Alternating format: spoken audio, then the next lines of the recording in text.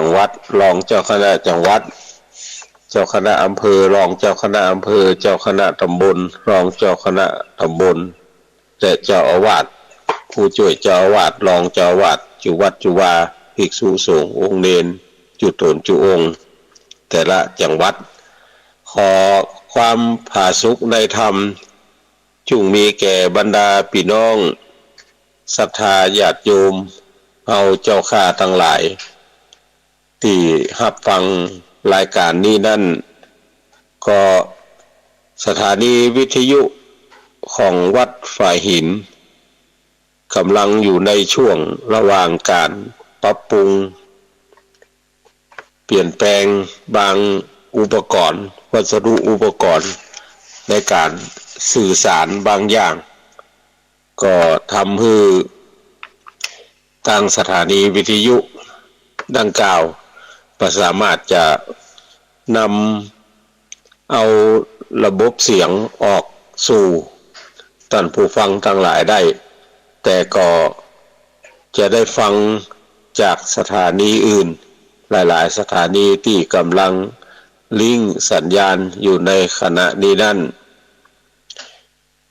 ก็ส่องสุกแล้วที่ติดขัดหลายๆอย่างมาได้มาอู้มาจ๋ามาสนทนามาเทศนามาอู้ธรรมะให้ท่านทั้งหลายได้ยินได้ฟังวันนี้เป็น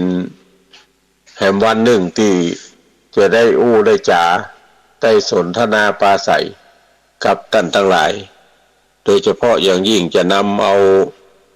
ธรรมะอันเป็นคำสั่งสอนของพระชินวรสัมมาสัมพุทธเจ้าอันได้ตัดเทศนาไว้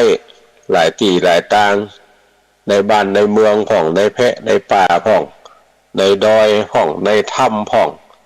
สั่งสอนยังพระสาวกก็ได้จำสืบกันมาแล้วมาช่วงหลังมันเป็นยุคของการใช้ตัวหนังสือตัวอักษรอริยะเจ้าทั้งหลายก็ได้ก้อนใกล้ออกไว้คือเฮาท่านทั้งหลายได้เรียนแล้วก็ได้นำไปปฏิบัติสืบตามๆกันมาได้อุรจากับท่านทั้งหลายว่าพระพุทธเจ้าทั้งหลายนั้นสั่งสอนเวนยสัตว์ทั้งหลายมีการให้ทานรักษาศีลเมตตาภาวนาเป็นหลักถึง3อย่างนี้บอกว่าพระพุทธเจ้าตนใดก็แล้วอุบัติขึ้นมาในโลกแล้วตรัสรู้ญาณธรรมเป็นที่เรียบร้อยแล้ว ก็จะสั่งสอนเวนยสัตว์ทั้งหลายอยู่ใน3เรื่องนี้นั่นเพราะว่าเป็นเงื่อนเก้าของการที่จะไปสู่แห่งภพภูมิหนึ่งโดยเฉพาะอย่างยิ่งศีลทานศีลภาวนานี่ถามว่าอันใดสำคัญเหมือนกันถึง3อย่างโดยเฉพาะแล้วศีลนี่มันเป็นขัวกายจากที่หนึ่งไปแถมที่หนึ่งขัวนี่เป็นเมืองเฮาภาษาเมืองคนไทยว่าสะพานดังนั้นศีลก็เปรียบเหมือนสะพานทานเปรียบเหมือนเสบียงภาวนาเปรียบเหมือนตะเกียงดังที่อู้จากับท่านทั้งหลายหลายที่หลายทางแล้วศีลเป็นขัวเป็นสะพานเป็นสัจจะเป็นข้อที่นำไปประพฤติปฏิบัติแล้วบ่เป็นพิษเป็นภัยต่อตัวเก่าและมีอานิสงส์ของการรักษาศีลนั้นมีนักมีหลายดังอาตมาภาพจากได้เทศนาให้ท่านทั้งหลายได้ฟังเป็นบัจเจทำนองธรรมวัดบัจเจเตียวธรรมทำนองธรรมวัดจะได้อู้ได้จ่าธรรมดาไปเรื่อยๆเนี่ยให้ท่านทั้งหลายได้ฟังแต่ก็จะขึ้นนะโม แล้วก็จะตั้งภาษาบาลีแล้วก็จะว่าสาธยายไปตามสมควรแก่เวลาสืบไปอานิสงส์ของการรักษาศีลนั่นจะเป็นจะได้ก็ขอครูบาอาจารย์พี่น้องศรัทธาทั้งหลายปากันตั้งโสตประสาทหูดาฟังอย่างพระธรรมเทศนาดวงจิตว่าอานิสงส์การรักษาศีลตามสมควรแก่เวลาสืบไปนะโมตัสสะภะคะวะโตอะระหะโตสัมมาสัมพุทธัสสะนะโมตัสสะภะคะวะโตอะระหะโตสัมมาสัมพุทธัสสะนะโมตัสสะภะคะวะโตอะระหะโตสัมมาสัมพุทธัสสะอะเสวนาจะปาลานังสภาวะอันบ่ไปซ่องเสพคบกับคนพาลทั้งหลายก็ดีปันติตานันจะเสวนาสภาวะอันไปเสพไปคบหากับบัณฑิตนักปราชญ์เจ้าทั้งหลายก็ดีปูจาจะปูจนิยานังขีญาการอันใดนบน้อมไว้ปูจาผู้ที่ควรปูจาอันมีพระพุทธเจ้าเป็นต้นก็ดีเอตังติวิทะกัมมังอันว่ากรรมสามประการนี้มังกลังเป็นมังกละอุตตมังอันอุดมยิ่งอันว่าคนบดีคนพาลทั้งหลายคือว่าพาลภายนอก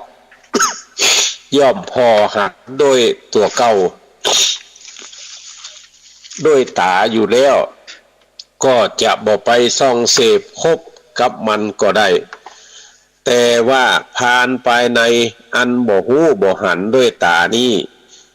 ถ้าบ่ไปส่องเสพคบหากับบัณฑิตะนักปราชญ์เจ้าทั้งหลายแล้วที่ไหนจักล่วงรู้ได้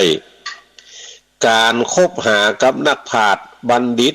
ก็คือการมั่นฟังธรรมคำสั่งสอนของพระพุทธเจ้าเพื่อให้ได้รู้เท่าทันยังพาลภายในคือตัวตัณหานี่แหละตัณทั้งหลายเป็นพาลภายในที่ร้ายแรงยิ่งกว่าภายนอกปุถุชนคนเอาตัณทั้งหลายบ่ฮู้ก็จะปากันเชื่อว่านามารูปังคือธาตุทั้งสี่ขันธ์ทั้งห้าอาการ32นี้เป็นตัวเป็นตนย่อมอยู่อาศัยอยู่ใต้อำนาจมันบ้านนึกก็จริงบันดาลให้ปุถุชนคนเฮาตันทั้งหลายเป็นคนพาลมีความโลภมีความโกรธมีความหลงไปตามอารมณ์ต่างๆแล้วก็ยังมีมานะกระด้างแข็งถือว่าตัวเป็นผู้มีปัญญาหาความสุขใส่ตัวจึงมีปัญญาวิปลาสไปหอบเอาแต่ความทุกข์ มาใส่ตัวจุวันจุคืนบอกขาดพระพุทธเจ้าตรัสเทศนาเอาไว้ว่าเฮาจะฮบฆ่าศึกจะแพ้จะชนะตึง100 ครั้งบ่เต้าที่เฮาจะแพ้จะชนะจิตใจที่เป็นบาปของเฮาเหียได้สมเด็จพระพุทธโฆษาจารย์ตั้งข้อปุจฉากรรมเอาไว้ในวิสุทธิมรรคในหนังสือพระวิสุทธิมรรคว่าสิ่งดังลือเรียกว่าปัญญาวิสัชนาว่าปัญญามันมีนักคือสภาวะอันฉลาดรู้ในศีลและวิชาต่างๆเป็นต้นว่าฉลาดในการให้การนาการก้าการขายคือเกิดทรัพย์สมบัติต่างๆล้วนแล้วเป็นไปด้วยปัญญาตึงมวลแต่ก็เป็นปัญญาทางโลกิยะอันประกอบไปด้วยความทุกข์ส่วนปัญญาอันประเสริฐกว่าปัญญาทั้งหลายนั้นปันติตะนักปราชญ์เจ้าทั้งหลายก็ควรสันนิษฐานว่าวิปัสสนาญาณอันสัมปยุตประกอบด้วย กุศลจิตพิจารณาหันแจ้งว่าสิ่งทั้งหลายในโลกนี้อุปาทินกะสังขารที่มีวิญญาณมีมนุษย์และสัตว์ทั้งหลายก็ดีอนุปาทินกะสังขารที่บ่มีวิญญาณมีต้นไม้มีดอยมีดินก็ดีเป็นอนิจจังเป็นทุกขังเป็นอนัตตาบ่เที่ยงนับเสี่ยงคือเอาพอดูมนุษย์ทั้งหลายที่เกิดมาแล้วรูปเก่าอันเป็นเด็กน้อยนั้นหายไปรูปใหม่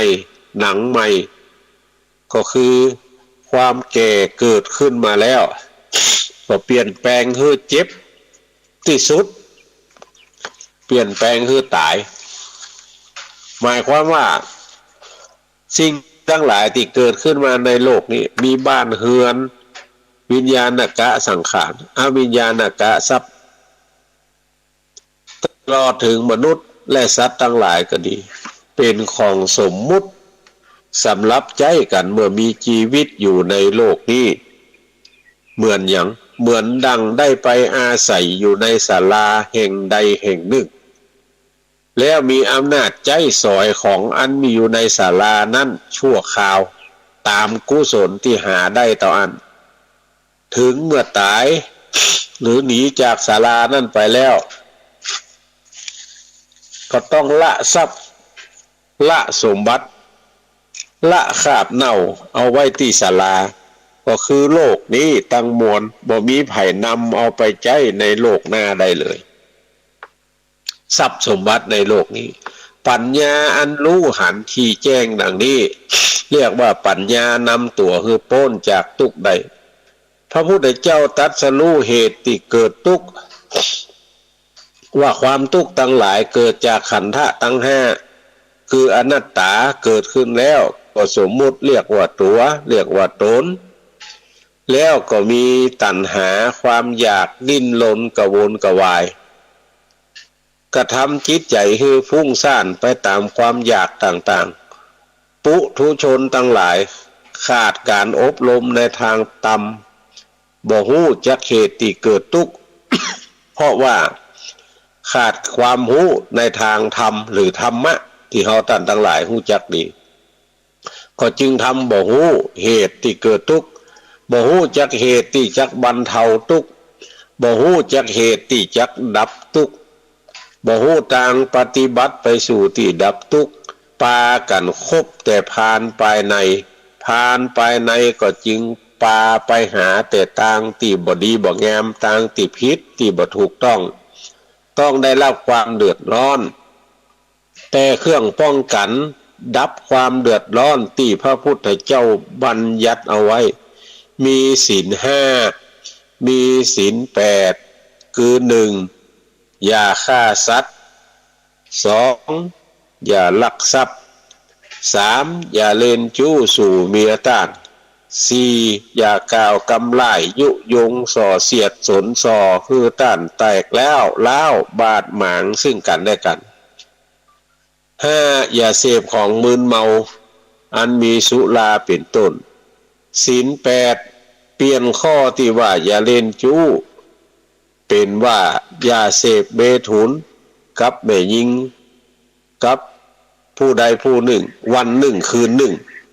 แล้วห้ามต่อจากข้อ5ไปแถมข้อที่6อย่ากินอาหารเมื่อตะวันบ่ายจ้ายเพราะจะทำให้ง่วงเหงาหาวนอนบ่มีปัญญาคิดอุบายที่จะพ้นทุกข์ไปได้ศีลข้อที่7อย่าได้เน็บดอกไม้ตาแป้งน้ำหอมไล่ลาตาของหอมไปพอ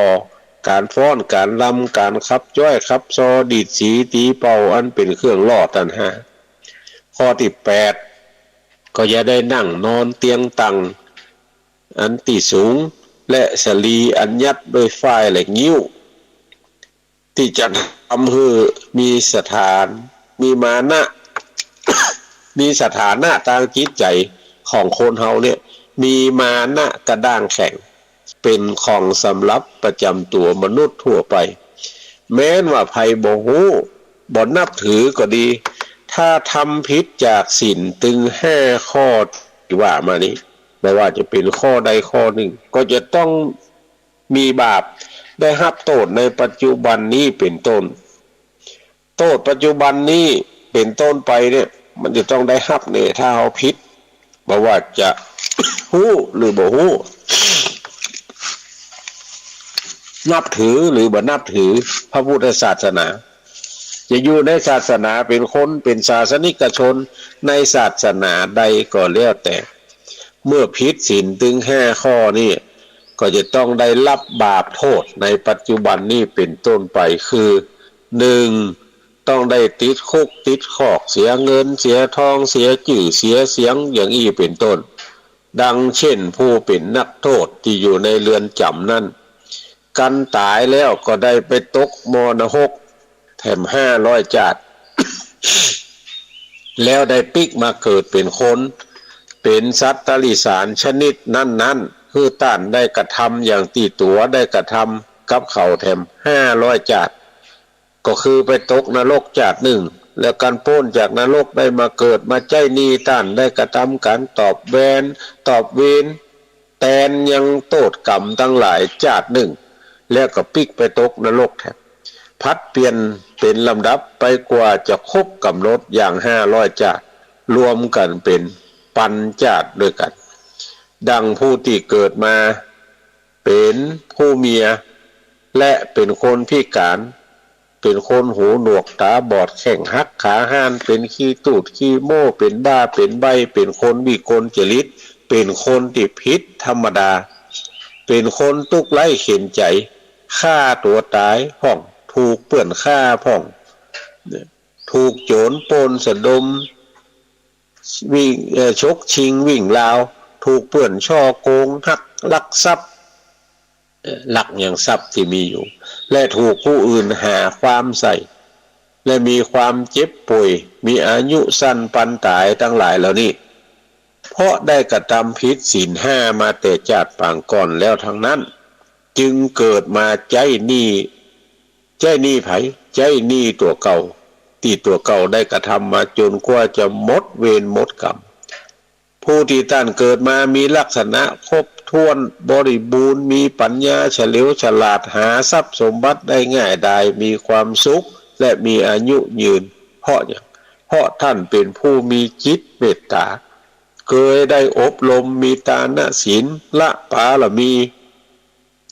ผู้ง่ายๆคือเป็นผู้ที่ถูกอบรมบ่มนิสัยฮือทานรักษาศีลเมตตาภาวนามาแต่ชาติปางก่อนกันอย่างอีกศีล5สำหรับผู้ที่นับถือได้รับอานิสงส์คือความสุขในปัจจุบันชาตินี้ตามธรรมเทศนาว่าราชบุตรของพญาพรหมทัตในเมืองปาราณสีท่านเป็นผู้มีจิตเมตตาเคยได้อบรมมาตั้งแต่เมื่อตัวน้อยๆได้เอาไก่2ตัวมามอบให้ปุกละแถมคนหนึ่งผู้มีชื่อว่าศีละลักขิตะที่ถือศีล5มาแต่ตั้งอายุ5ปีมาถึงอายุ16ปีลูกของพญาพรหมทัตในเมืองปาราณสีผู้เป็นราชบุตรเอาไก่มาให้ศีละลักขิตะเอามาให้อย่างให้เอาไปฆ่าแล้วเอาไปแกงเอามาให้ตัวเก่ากินศีละลักขิตะก็ฮับเอาไก่ไปเมื่อฮับเอาไก่ไปแล้วก็ล่ำเปิงในใจของตัวเก่าตัวเขาเนี่ยได้ถือศีล5มาจนบัดนี้เขาจะฆ่าไก่ศีลของเขาก็จักบินจักเสียจักขาดไปเขาบอกควรที่จะฆ่าไก่ให้เสียศีลแห่งเราที่รักษามาโดยตลอดกึดแล้วก็มาคึดใจว่าเขาควรจะปล่อยไก่นี่พ้นจากความตายไปเหียส่วนว่าตัวเขาจักตายด้วยเหตุนี้ก็จังมันเถอะกึดได้จะอ่านแล้วก็ปล่อยไก่กู้นั่นไปเหียถึงเวลาราชบุตร ก็ปาเอาตัวเก่าออกมายังโรงอาหารห้องเอาแกงไก่ห้องเอาแกงไก่จากศีละลักขิตะ ศีละลักขิตะก็บอกว่ามันมีแล้วปล่อยไปเห็นแล้วไก่ราชบุตรโคดพอโคดได้เนี่ยจะได้โคดด้วยความโมโหหิวเนี่ยท่านพี่น้องศรัทธาเฮาเจ้าข้าทั้งหลายฆ่ากันตายได้โบราณว่าโมโหหิวพอราชบุตรโคดอย่างนั้นก็สั่งให้คนฆ่ายับเอาตัวศีละลักขิตะไปเขาก็ป้ากันยับเอาไปไปถึงหน้าผาตีหนึ่งตั้งลุ่มเป็นวังน้ำเคยเป็นที่เอาผู้ร้ายไปฆ่ากันไปถึงตีหันแล้วศีละลักขิตะก็ได้อธิษฐานด้วยความผาธนาตั้งอธิษฐานจิตตั้งกรรมผาธนาว่าอันตัวข้าเนี่ย รักษาศีลมาตั้งแต่5 ขวบละจนใหญ่หน้ากล้าบานมาเนี่ยศีลนี่บ่ได้ด่างพ้อยกำเตื่อมาจนบัดนี้เพื่อนจะฆ่าคือผู้ฆ่าตายด้วยไก่2 ตัวที่เพื่อนจะแกงกินฆ่าบ่ทำบัดนี้มีโทษเพื่อนจะฆ่าคือฆ่าตายด้วยกุศลที่ฆ่าได้รักษาศีลมาตั้งแต่5 ขวบมาจนถึงวันเนี้ยขอนำเอาตัวแห่งข้าโป้นจากภาวะทั้ง3นี่เดเตอเมื่อศีละลักขิตะอธิษฐานดังอันแล้ว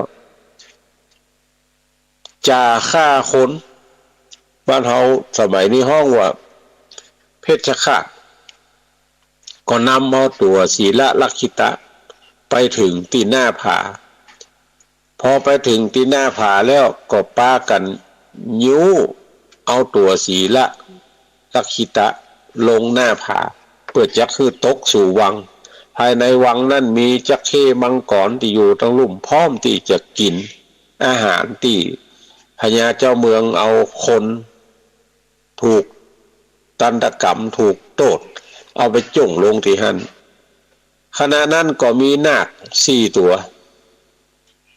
นาค4 ตัวนี่เยอะใดเอาผาศาสตร์คำประดับด้วยเกี้ยว7 ประกาศมาฮับเอาตัวศีละลักขิตะไว้นาค4 ตัวเอาผาศาสตร์คำมาฮับแล้วเต้าทั้ง4และเทวดาทั้งหลายก็ปากันยกเอาผาศาสตร์หลังนั้นตีนาค4 ตัวเอามาฮับเอาสรีระร่างของศีละลักขิตะเอาไปไว้ที่กลางเมือง พญาพมทัตและราชบุตรเมื่อหันดังอันก็มีความกลัวปากันลงมาไหว้ขอสุมาลาโทษแล้วก็ยกบ้านเมืองเอาศีละลักขิตะไปครอบครองตึงหมู่ตึงมวลบ่เท่าแต่นั้นยังมีลูกแม่ไม้อันอยู่เมืองลังกา2 คนผู้พี่ชื่อว่ามหาจักรผู้น้องชื่อว่าจุลจักรมหาแปลว่าใหญ่จุลละแปลว่าน้อยคือชื่อเหมือนกันจุลจักรมหาจักรแต่เอาจุลละกับมหาเข้าใส่จะได้ฮู้ว่าอันใดเป็นใหญ่อันใดเป็นน้อยอันใดเป็นพี่อันใดเป็นน้องทีนี้อยู่ต่อมานางผู้เป็นแม่ของจุลจักรและมหาจักรได้ป่วยเอาหมอมายากูคนก็บ่หายทีนี้มีหมอทำคนหนึ่งเอามาตามหมู่บ้าน2 พี่น้องนี่ก็ได้ขอพ่อหมอคนนี้มายาแม่ของตนหมอก็บอกให้จุลจักรและมหาจักรว่าถ้าจะให้แม่สู่หายจากเปียที่โลกาพญาติเป็นเนี่ยคือไปเอาเลือดกระต่ายมาผสมยาผสมแล้วให้แม่สู่เจ้าทั้ง2กินแล้วก็จักหายจากเปียที่โลกามหาจักรผู้เป็นพี่ก็ใจน้องชื่อว่าจุลจักรดักเอากระต่ายได้กระต่ายมาตัวก็เอามากำไว้กระต่ายตัวนั้นก็ดิ้นมาปอห้องครับจุลจักรผู้เป็นน้องคิดในใจว่าสัตว์ทั้งหลายมีความตายมาถึงแล้วย่อมกลัวทุกตัวตน แม้แต่ตัวเฮา ตัวเฮานี่ถึงเวลาแล้วก็ปวดตายตัวกันหมด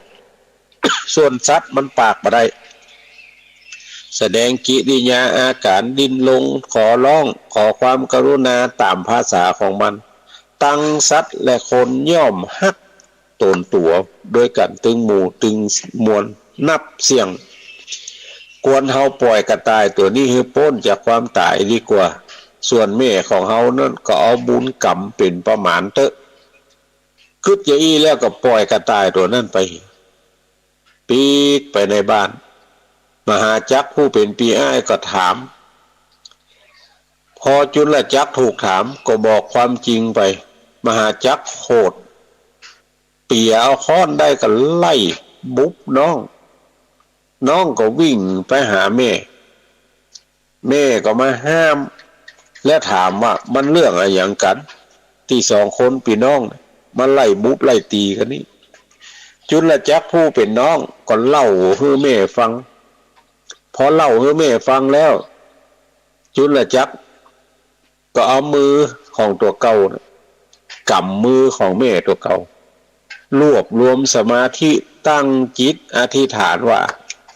ตั้งแต่ข้าเกิดมาจนถึงบัดเดี๋ยวนี้บ่ได้กระทำผิดศีลที่พระพุทธเจ้าบัญญัติไว้5 ข้อเลยโดยกุศลที่ถือมั่นยึดมั่นถือมั่นในการรักษาศีลนี่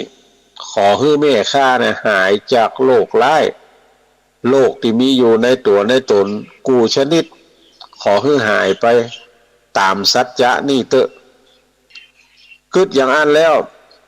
จุลจักรก็เอามือลูบหลังแม่ลูบขึ้น3 ครั้งนึกอย่างเก่าแถมลูบลงแถม3 ครั้งปียทิโลกาอันอยู่ อันอยู่ในตนตัวแม่นั่นก็หายไปเสียเสียงหายไปในทันทีทันใดบ่ใจแต่เต่านี้ท่านทั้งหลายเมื่อพระพุทธเจ้านิพพานไปได้218 พระวรรษา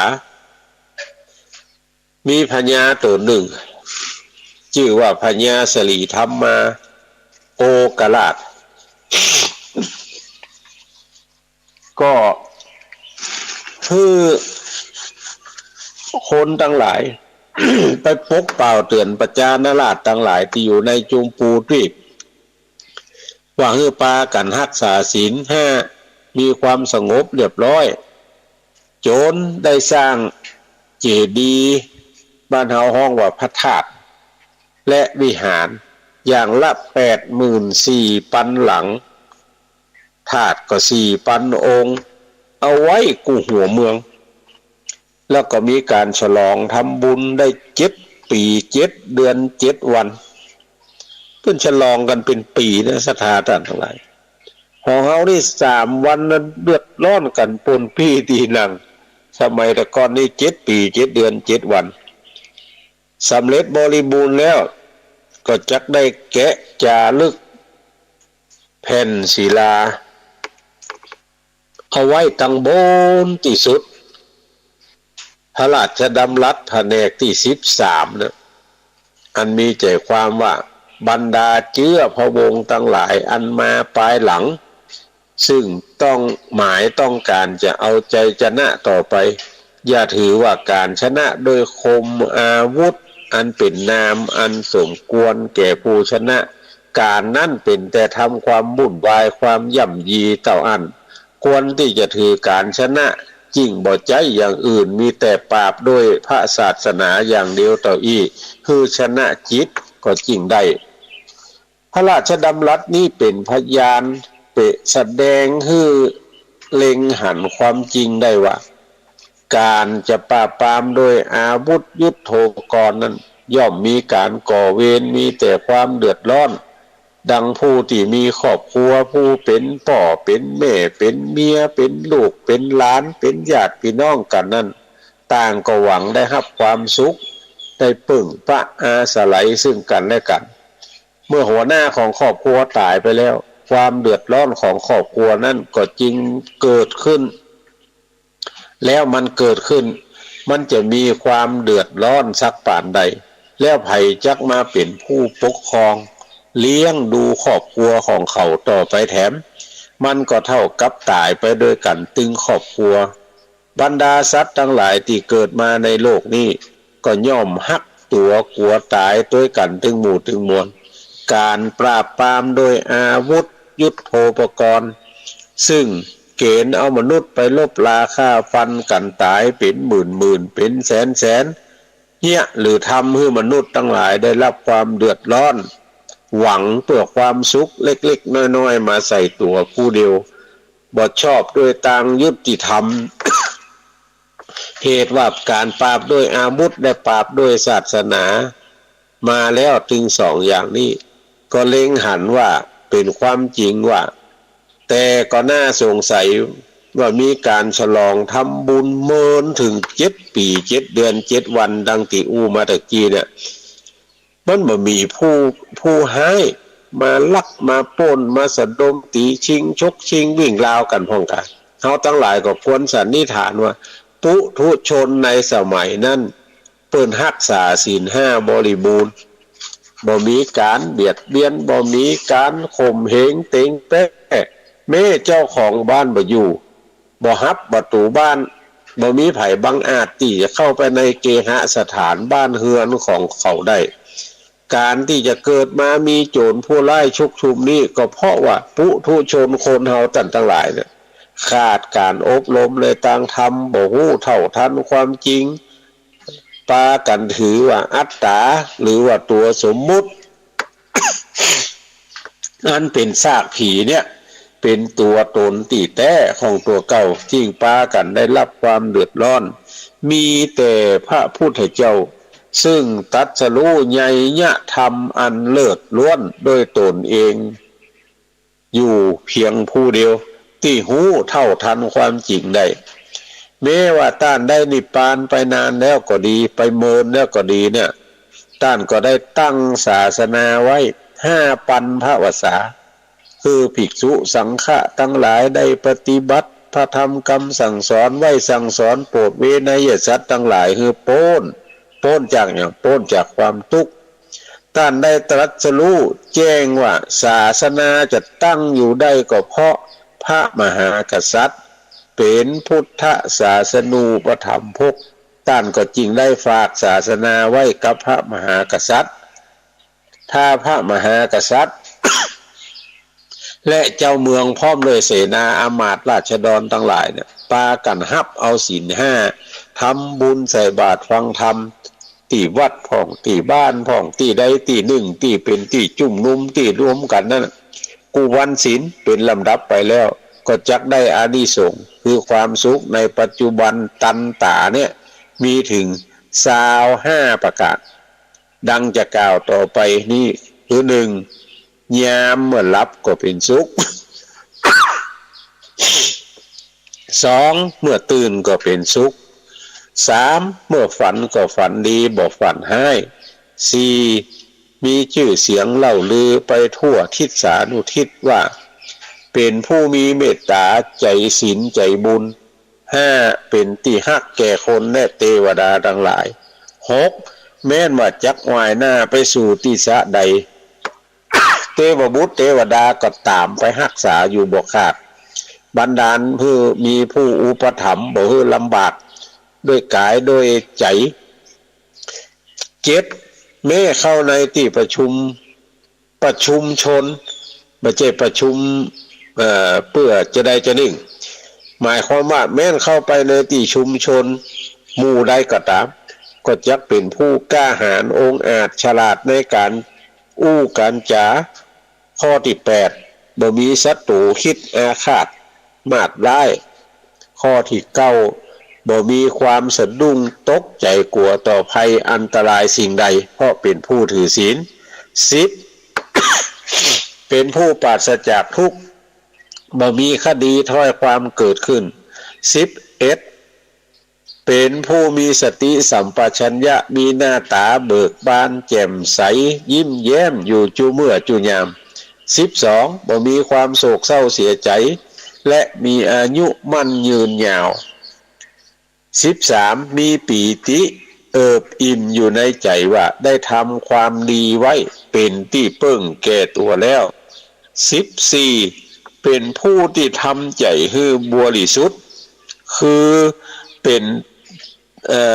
เทวดาฮับประตูอบายไว้แล้วบ่มีความสะดุ้งตกใจอย่างสักอย่าง15ยามเมื่อจักตายก็มีสติอันนี้เป็นอานิสงส์เฉพาะตัวของบุคคลนั้นๆมีอยู่15ประการอานิสงส์ส่วนประเทศชาติบ้านเมืองฮับต่อไปแถมดังนี้16ประชาชนพลเมืองทั้งหลายก็เป็นสามัคคะสามัคคีกลมเกลียวเป็นอันหนึ่งอันเดียวกัน17หมู่ที่เป็นอัตภานสันดานหยาบพอว่าหันหมู่ประชาชนทั้งหลายเป็นผู้มีบุญบ่มีไผคบค้าสมาคมด้วยเขาก็กึดละอายไขว่เขินในใจบ่อาจจะเป็นพานต่อไปได้ก็จักกลับใจเป็นพลเมืองดีมีศีลธรรมต่อไป18ความก้าวร้าวเบียดเบียนกันก็บ่มี19โจรผู้ร้ายก็สงบ20ฝนก็ตกต้องจอกตามฤดู21ปิจจะเข้ากล้าพืชพันธุ์ธัญญาหารทั้งหลายเนี่ยก็งอกงามบริบูรณ์22ปราศจากเสียยังมหาภัยพิบัติมีอย่างของมีน้ำก็บ่ท่วมมีลมก็บ่ให้บ่ปัดอันใดอันหนึ่งรู้มีแผ่นดินก็บ่ลุหลังปังเปคือบ่ล่มบ่จมมีไฟก็บ่ไหม้โรค5ทั้งหลายคือโรคติดต่อกันก็บ่มีอย่างในปัจจุบันเนี่ยมันเป็นโรค5เพราะว่าคนเฮาเนี่ยมีศีลอยู่แล้วแต่ว่าบ่ได้รักษาศีลตามคำสั่งสอนของบัณฑิตนักปราชญ์เจ้าทั้งหลายจึงเกิดโรคโรคติดต่อกันนี่ได้อันนี้ถ้ารักษาศีลแล้วบ่มีโรคบ่มี23พลเมืองทั้งหลายก็มีความสุขความสงบความสบายซึ่งกันและกันเพราะว่ามันบ่มีโรคไข้เจ็บมา23ตะกี้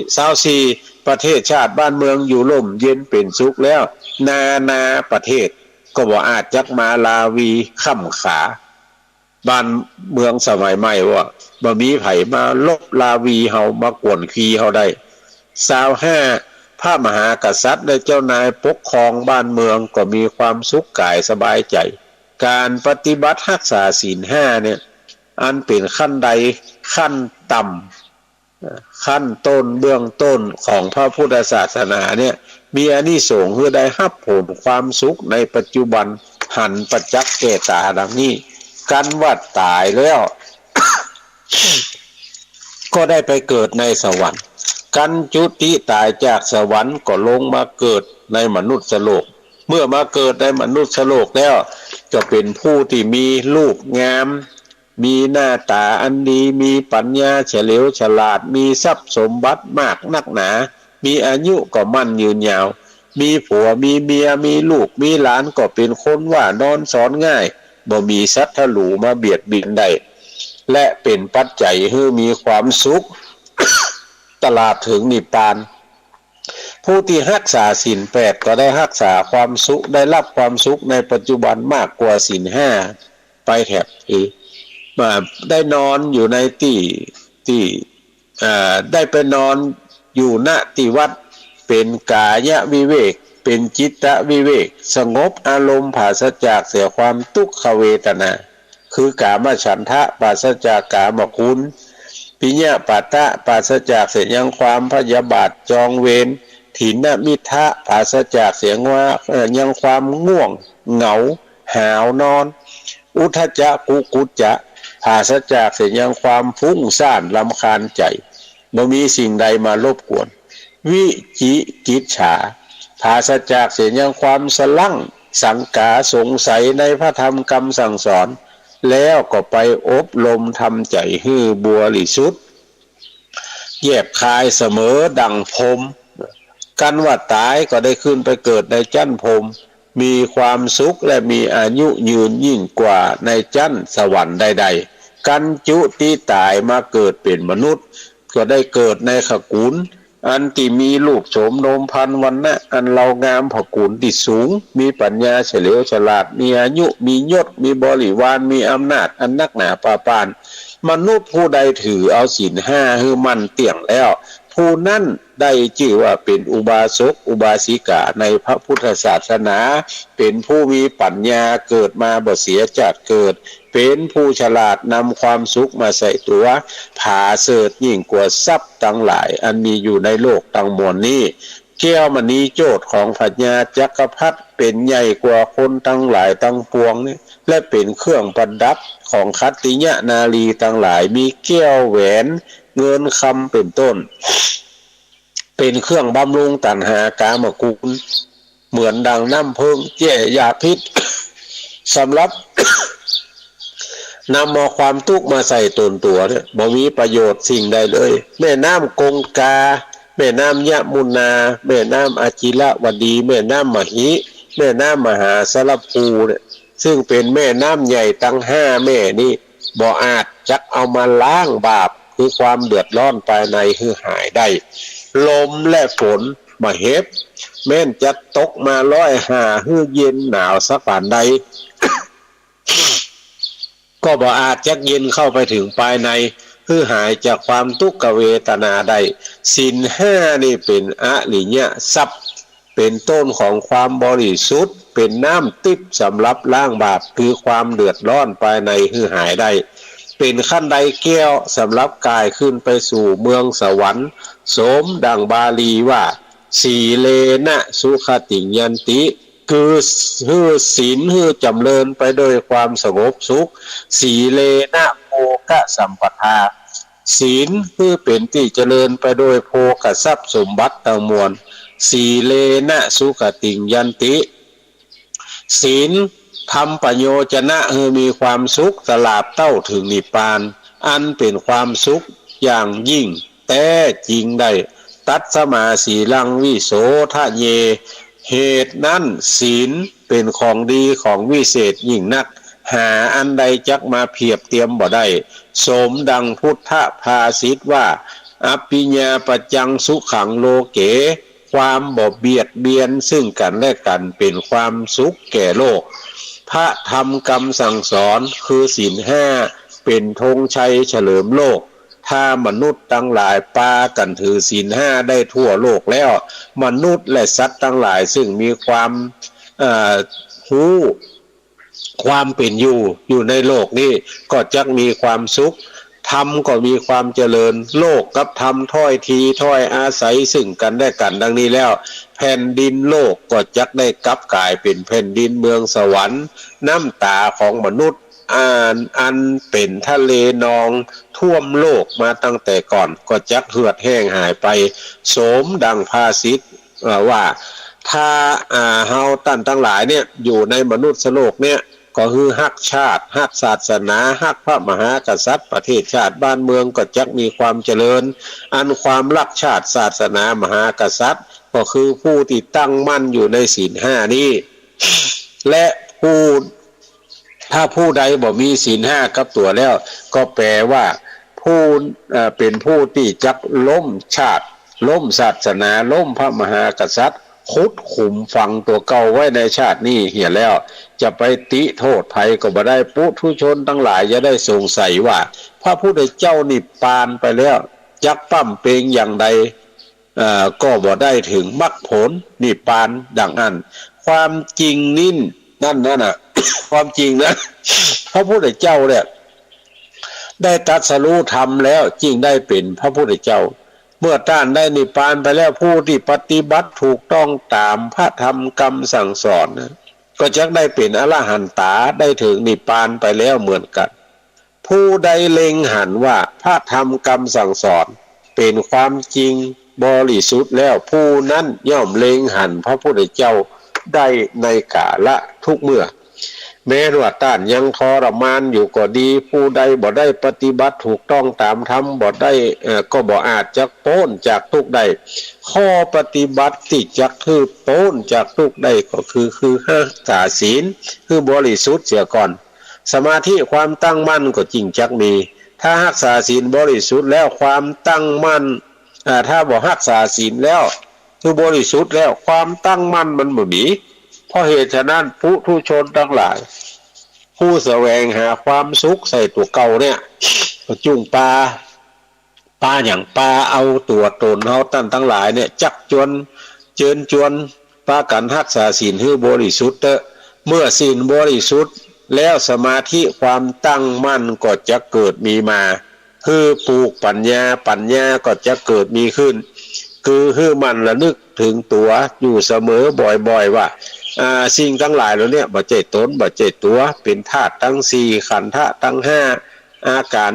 32โสโครกเป็นตัวทุกข์ตัวแก่ตัวเจ็บตัวตายบ่ใช่ตัวอันจักติดตามไปในโลกนี้หรือโลกหน้าได้คือหันแจ้งด้วยปัญญาของตัวเองแน่นอนลงแล้วยิ่งเป็น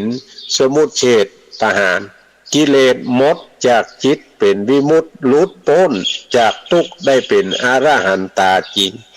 เสวนาจะพาลานังสภาวะอันได้หูจักทานไปในคือโลภโกรธหลงซึ่งเป็นต้นเหตุแห่งความทุกข์แล้วบ่ได้ส่องเสพไปคบหากับมันก็ดีปันติตานันจะเสวนาสภาวะอันไปเสพคบกับบัณฑิตนักปราชญ์เจ้าทั้งหลายคือว่าได้ฟังธรรมคำสั่งสอนแห่งพระพุทธเจ้าชื่อว่าได้หูบาปหูจักทานภายใน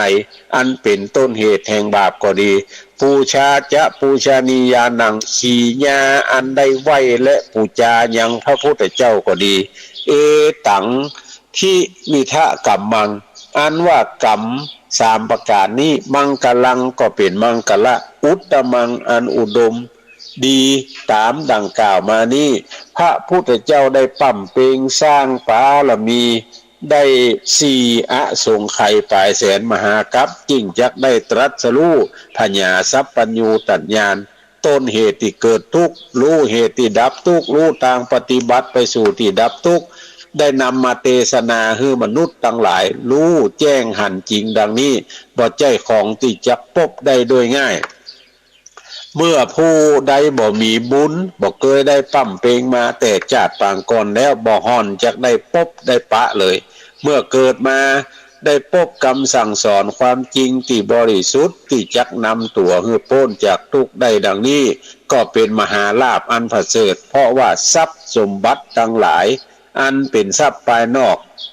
ที่จักเอาไปตัวบ่ได้นั้นก็ยังปากันเล่งหาตึงเมื่อวันเมื่อคืนดังนี้ได้มาพบคำสั่งสอนของพระพุทธเจ้าแนะนำให้ผู้ปฏิบัติตามได้พ้นจากทุกข์ในบัดนี้ตลอดถึงนิพพานเป็นอริยทรัพย์สำหรับติดตัวไปทุกชาติผาเสริฐกว่าทรัพย์สมบัติอันมีในหมื่นโลกแสนเท่าทวีคูณดังนี้ก็เป็นโอกาสอันดีวิเศษสำหรับในชั่วชีวิตนี้ซึ่งหาโอกาสอันดีนี้บ่มีแถมซ้ำป2เมื่อเวลาอยู่สบายนี้บอกควรถือว่ายังหนุ่มยังน้อยยังเป็นเด็กอยู่ถ้าแก่มาแล้วก็จริงทำบุญนั่นเป็นผู้ที่มีความประมาทคิดผิดเพราะตามีหน้าพอหน้ายังบ่หันเขาถามว่า ถึงวันนี้ กิ้วคนเขาตั้นทั้งหลายมีก่อน ทุกคนเลยตอบว่ามีพอตอบว่ามีถามเข้าไปหามันมีกี่เส้นมันบ่มีใครตอบได้อย่างเงี้ยเปิดห้องว่าตามีหน้าพอหน้าบ่หันกิ้วมีบนตานับด้วยตาตัวเก่าบ่ได้พอบ่หันอย่างนี้เป็นต้นขนตาก็บ่หันยกเว้นเอาแว่นมาแยงมัจจุราชมันบ่มีความขุนหน้าไผว่าโอ้บ่นี่หนุ่มอยู่บ่นี่ยังบ่แก่เตื้อบ่ต้องเนี่ยหยังให้มันบ่ต้องเอามันไปนุ่มมันก็เอาเท่ามันก็เอาเจ็บอยู่มันก็เอาเตียวบ่ได้มันก็เอานอนลุกบ่ได้มันก็เอาดังนั้นเฮาบ่ควรประมาทลาสาเพราะต่างรู้สึกว่าต้องตายเพราะว่าคนเฮานี่หนีความตายบ่พ้นมีปัญหาว่าจะป้องกันอย่างไรบ่ให้มีความเศร้าโศกเสียใจเมื่อมีความตายจักมาถึงก็ควรจะปากันรักษาศีล5ทำบุญให้เป็นติจังติเปิ้งแก่ตัวเก่าเฮาตั้นทั้งหลายเอาไว้เมื่อยามเฮาเสี่ยงชีวิตไปเนี่ยจะเป็นตีจั่งที่เพิ่งแก่เฮาก่อนเพื่อให้ได้ ละเสียยังสิ่งทั้งหลายอันบ่ดีบ่งาม เมื่อเฮาเกิดมาพบพุทธศาสนาดีแล้วก็บ่ฮือมีความกาดแก้วกินแหนงใจเมื่อปลายรูนดังกล่าวมานี้สำหรับอานิสงส์ศีลอานิสงส์การรักษาศีลที่ได้ชี้แจงแสดงให้ท่านทั้งหลายได้ยินได้ฟังมานี้ก็หันว่าสมควรแก่เวลาแล้วท้ายที่สุดของการแสดงพระธรรมเทศนาอันเป็นการว่าด้วยเรื่องอานิสงส์ศีลเนี่ยก็ขอความสุขความเจริญจุงมีแก่บรรดาท่านผู้ฟังทั้งหลายอันเป็นนักบวชก็ดีเป็นคฤหัสถ์ก็ดีเพื่อได้อยู่ดีมีสุขมีอายุมั่นขวัญยืนเหมือนกันจุผู้จุคนขออนุโมทนากับท่านทั้งหลายที่ได้รับฟังมาตั้งแต่ต้นถึงปลายแล้วก็ขออนุโมทนาขอประชาสัมพันธ์ให้ท่านทั้งหลายได้รับทราบว่าในวันพฤหัสบดีที่9มิถุนายนนี้ก็ขอเชิญท่านทั้งหลายไปร่วมพิธีบวงสรวงเทพไทยเทวาอันรักษาป่าไม้และสายน้ำแม่กวงแม่ลาวซึ่งทางคณะกรรมการ